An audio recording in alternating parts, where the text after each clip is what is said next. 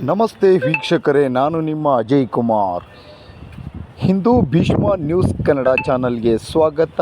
ಇಂದು ದಾವಣಗೆರೆ ಜಿಲ್ಲೆ ಜಗಳೂರು ತಾಲೂಕು ಬಿಳಿಚೋಡು ಹೋಬಳಿ ಬಿಳಿಚೋಡು ಗ್ರಾಮದ ನಾಡ ಕಚೇರಿ ಎದುರು ರೈತರ ಬೃಹತ್ ಪ್ರತಿಭಟನೆ. ಈ ಒಂದು ರೈತರ ಇನ್ಸುರೆನ್ಸ್ ಹಣ, ಅಡಿಕೆಯ ಇನ್ಸುರೆನ್ಸ್ ಹಣ ತೆಗೆದುಕೊಳ್ತಾ ಇಲ್ಲ.